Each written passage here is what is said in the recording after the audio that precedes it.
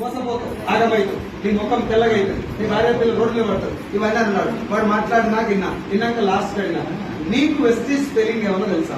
తెలుసు. చెప్పురా అన్న. డబ్ల్యూ అన్నాడు. వెస్టీజ్ ప్లాన్ తెలుసా? తెలియదు. ప్రొడక్ట్ వాడినవా? వాళ్ళే. డైరెక్ట్ సెల్లింగ్ తెలుసా? తెలియదు. డైరెక్ట్ సెల్లింగ్ హిస్టరీ తెలుసా? తెలియదు. వెస్టీజ్ లో ప్రొడక్ట్ ఏమేమి ఉంటుందో తెలుసా? తెలియదు.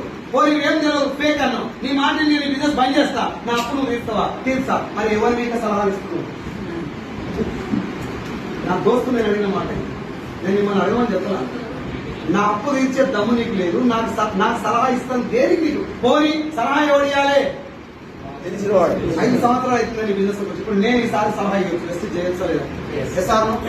ఈసారి మీడియం బిజినెస్ చేస్తారు, ఏం పని చేస్తారు? ప్రైవేట్ ఆర్గనైజేషన్ ఏదో జాబ్ చేస్తారు. ఆ జాబ్ గురించి నాకు తెలియాలంటే నేను అడగా సార్ ఈ బిజినెస్ చేస్తారు. ఎస్ఆర్ ఈ పోషడికే వాళ్ళకి వాడు గెలవడం ఇంట్రెస్ట్ లేదు, నన్ను గెలవనించి అనలేదా? ఈ బిజినెస్ గురించి మొత్తం నాకు వెస్ట్ స్పెల్లింగ్ రాదని వాడు ఫేక్. నేను అందరూ ఒకటే క్వశ్చన్ అడిగిన, వెస్టీజ్ బిజినెస్ ఫేక్ అని ప్రూవ్ చేస్తే ఇప్పుడే నేను పని చేస్తాను. తెలిస్తే నాకు ఫేక్ ఎందుకో నాకు చెప్పి నేను పని చేస్తాను. నేను జెన్యూన్ ఎందుకో నీకు చెప్తాను. గంట టైం నాకు జాయిన్ కాదు కానీ ఇగో ఇంత కాన్ఫిడెన్స్ తోటి బిజినెస్ స్టార్ట్ చేసింది. ఎందుకు అంటే ఒక చిన్న ఎగ్జాంపుల్ చెప్తా. మా తాత చనిపోయేటప్పుడు